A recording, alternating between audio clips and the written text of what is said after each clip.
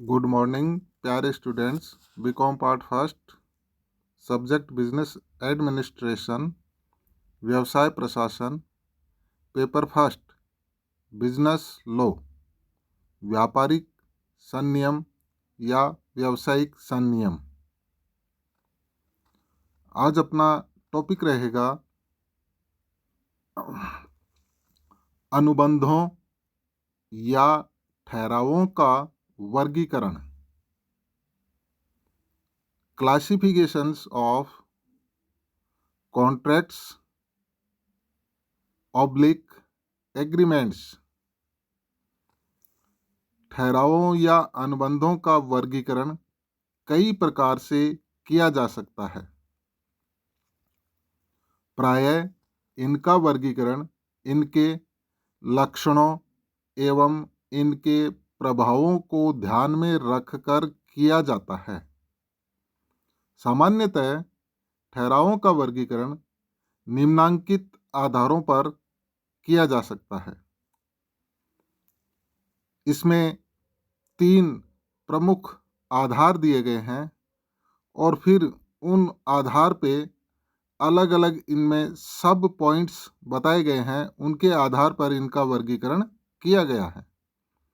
First, वैधता के आधार पर। सेकंड, अनुबंध करने की विधि के आधार पर। थर्ड, निष्पादन के आधार पर। दोबारा सुन लीजिए। फर्स्ट, वैधता के आधार पर। सेकंड, अनुबंध करने की विधि के आधार पर। थर्ड, निष्पादन के आधार पर। अब हम इनका विस्तार से वर्णन करते हैं। इसमें फर्स्ट आज अपन लेते हैं वैधता के आधार पर। वैधता के आधार पर अनुबंध 6 प्रकार के पाए जाते हैं। वैधता के आधार पर अनुबंध को 6 भागों में विभाजित किया गया है। ये 6 भाग में पहला वैध ठहराव या अनुबंध, दूसरा व्यर्थ ठहराव, तीसरा व्यर्थ अनुबंध, चौथा व्यर्थनीय अनुबंध, पांचवा अवैध ठहराव, छठा अपरिवर्तनीय अनुबंध। तो वैधता के आधार पर अपन 6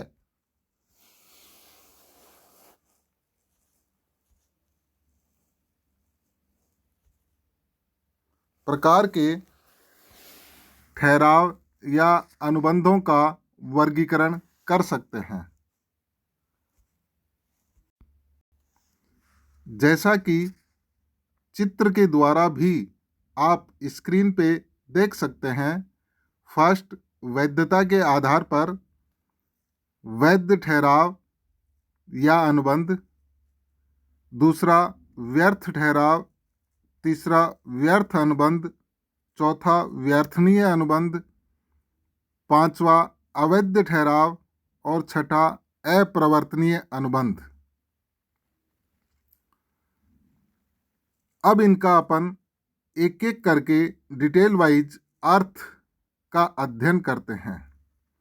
इसमें पहला अपन लेते हैं वैध ठहराव या अनुबंध, वैलिड एग्रीमेंट्स और कॉन्ट्रैक्ट्स। वैध अनुबंध वह ठहराव है जिसमें वैध अनुबंध के सभी आवश्यक लक्षण पाए जाते हैं।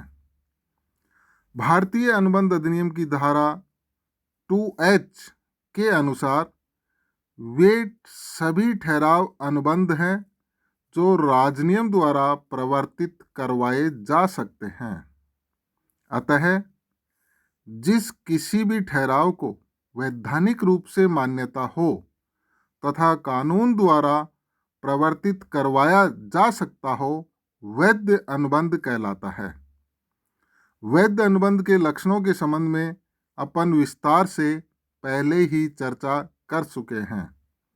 अब देखिए, वैधता के आधार पर दूसरा ठहराव का प्रकार है व्यर्थ या शून्य ठहराव।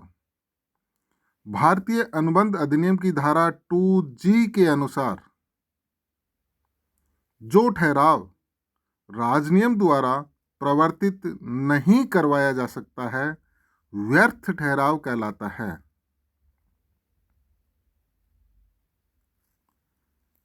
व्यर्थ ठहराव का वैधानिक या कानूनी अस्तित्व नहीं होता है। कानून की दृष्टि से ऐसा ठहराव बेकार होता है और उसका कोई कानूनी प्रभाव नहीं होता है। परिणाम स्वरूप ऐसे ठहराव से किसी भी पक्षकार को न तो कोई वैधानिक अधिकार ही प्राप्त होते हैं और न ही कोई वैधानिक दायित्व ही उत्पन्न होते हैं। इसलिए ऐसे ठहरावों को कानून द्वारा कभी भी प्रवर्तित नहीं करवाया जा सकता है। पक्षकार चाहें तो भी ऐसे ठहराव को प्रवर्तित नहीं करवा सकते हैं। उदाहरण के लिए राम श्याम को, जो कि अवयस्क है, 10,000 रुपये उधार देता है और उसका मकान बंधक रखने का ठहराव करता है। यह ठहराव व्यर्थ है क्योंकि अवयस्क के साथ किए गए ठहराव प्रारंभ से ही व्यर्थ होते हैं। अब वैधता के आधार पर तीसरा अनुबंध या ठहराव का प्रकार है व्यर्थ अनुबंध। भारतीय अनुबंध अधिनियम 1872 की धारा 2J के अनुसार एक अनुबंध जो राजनियम से प्रवर्तित होने से रुक जाता है तब व्यर्थ हो जाता है जब वह प्रवर्तित होने से रुकता है। वस्तुस्थिति यह है कि व्यर्थ ठहराव एवं व्यर्थ अनुबंध शब्द अनुबंध की दोनों स्थितियों को स्पष्ट करते हैं। व्यवहार में कुछ ठहराव प्रारंभ से ही व्यर्थ होते हैं। ऐसे ठहरावों को धारा 2G के अंतर्गत परिभाषित किया गया है और उन्हें व्यर्थ ठहराव कहा गया है। दूसरी ओर कुछ ठहराव प्रारंभ में ठहराव करते समय तो वैध होते हैं, किंतु परिस्थितियों में परिवर्तन होने के कारण भविष्य में व्यर्थ हो जाते हैं। ऐसे ठहरावों को अधिनियम में धारा 2J के अंतर्गत व्यर्थ अनुबंध के रूप में परिभाषित किया गया है। ऐसे अनुबंध उस समय व्यर्थ हो जाते हैं जब परिस्थितियों में परिवर्तन होने के कारण अनुबंध को पूरा करना असंभव हो जाता है। ऐसे अनुबंधों को निष्पादन की आकस्मिक असंभाव्यता के कारण व्यर्थ घोषित कर दिया जाता है। अनुबंधों की समाप्ति नामक अध्याय में इसके बारे में विस्तृत विवरण अपन आगे अध्ययन करेंगे।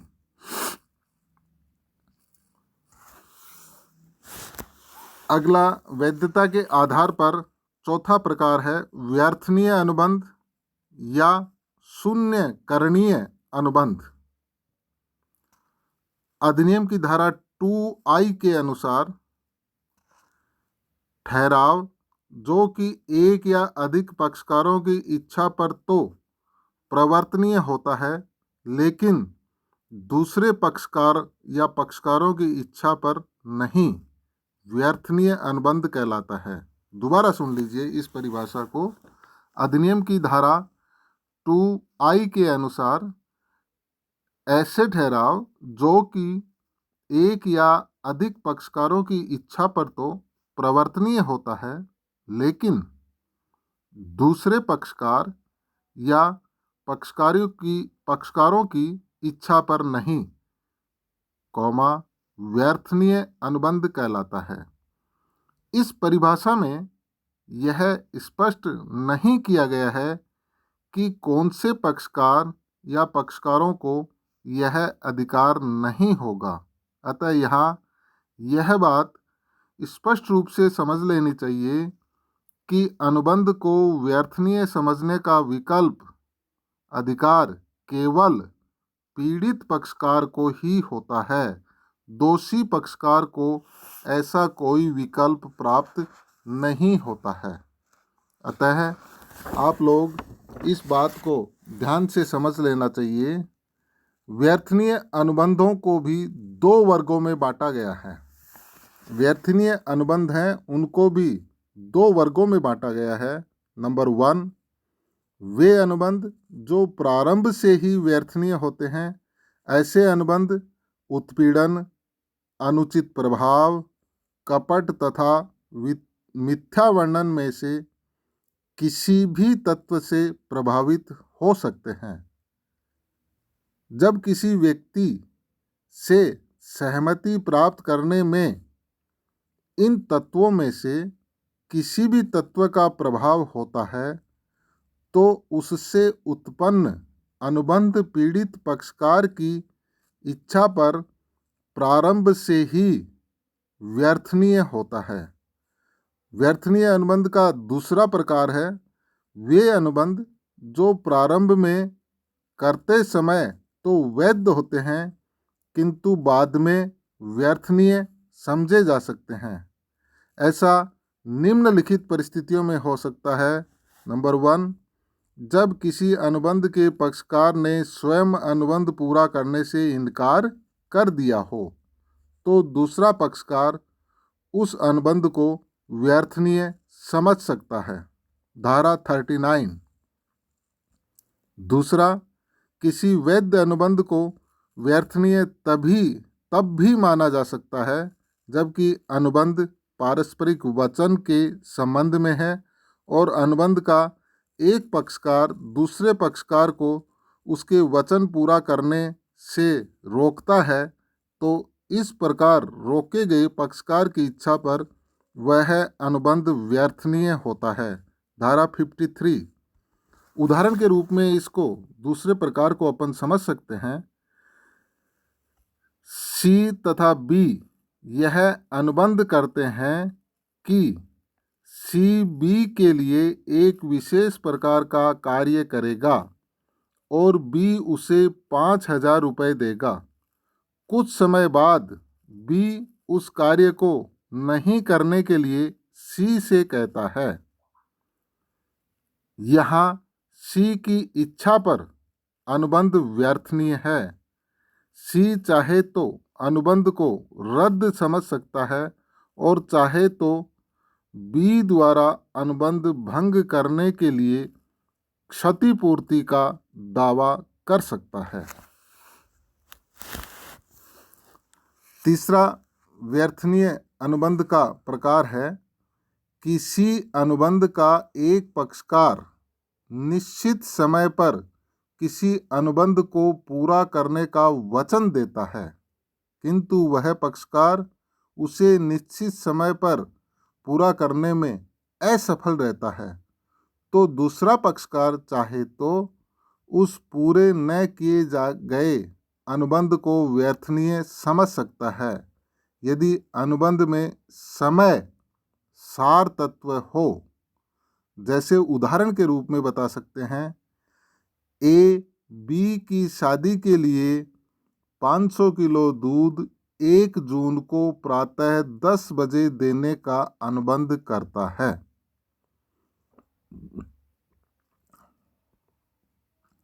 ए समय पर दूध नहीं देता है। बी चाहे तो उसे व्यर्थ समझकर क्षतिपूर्ति की मांग कर सकता है अथवा वह उस अनुबंध को भविष्य में पूरा करवा सकता है अथवा उसका अभित्याग भी कर सकता है। तो ये हुआ व्यर्थनीय अनुबंध और उसके प्रकार। अगला है अवैध ठहराव। वैधता के आधार पर अगला ठहराव का प्रकार है 5वां अवैध ठहराव।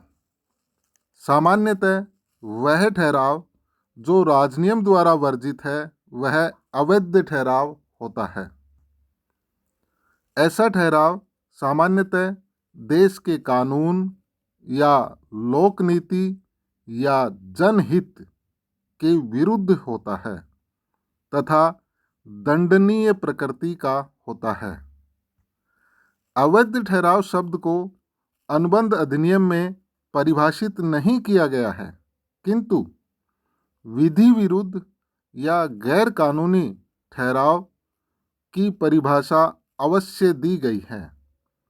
अधिनियम की धारा 23 के अनुसार निम्नलिखित दशाओं में किसी भी ठहराव का उद्देश्य एवं प्रतिफल विधि विरुद्ध एवं व्यर्थ होता है। जैसे नंबर 1, यदि वह ठहराव राज नियम द्वारा वर्जित है, अथवा सेकंड, यदि वह ठहराव ऐसी प्रकृति का है कि यदि आज्ञा दे दी जाए तो राजनियम की व्यवस्थाओं को निष्फल कर देगा, अथवा थर्ड है, यदि वह ठहराव कपटपूर्ण है, अथवा फोर्थ, यदि उस ठहराव का उद्देश्य किसी व्यक्ति को अथवा किसी संपत्ति को नुकसान पहुंचाना है, अथवा फिफ्थ, यदि वह ठहराव अनैतिक है, अथवा सिक्स्थ, यदि वह लोक नीति के विरुद्ध है।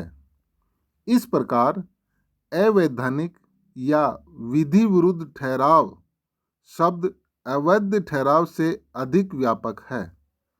उपयुक्त वर्जित 6 शीर्षकों में दिए गए सभी ठहराव अवैधानिक नहीं है, केवल राजनियम द्वारा वर्जित, लोक नीति के विरुद्ध तथा अनैतिक एवं दंडनीय ठहरावों को ही अवैधानिक ठहराव कहा जा सकता है।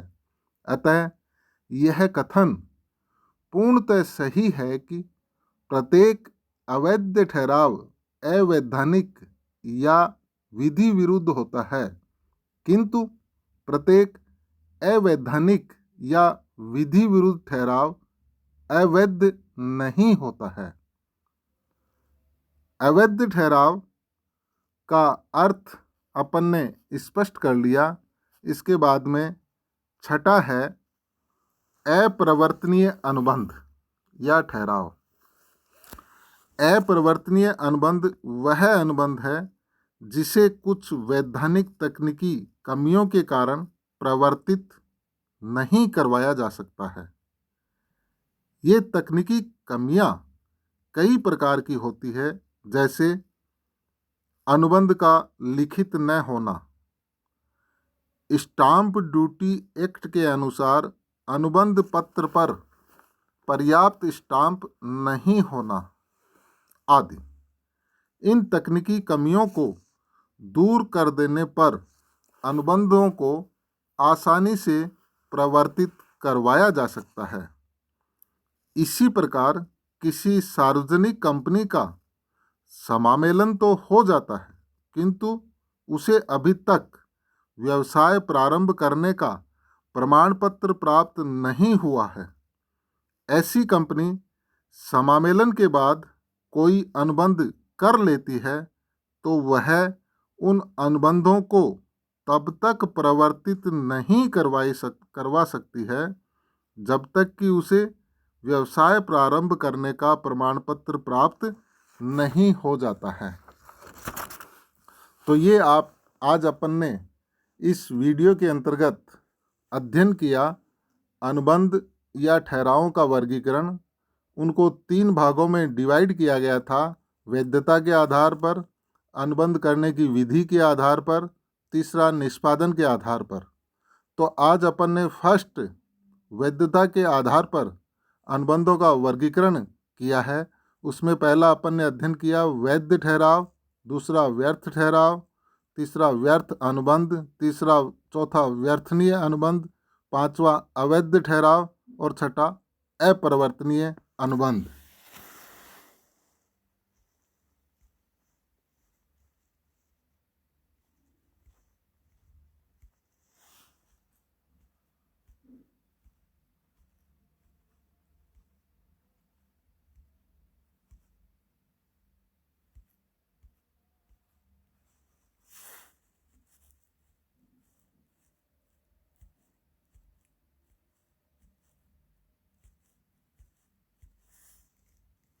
धन्यवाद।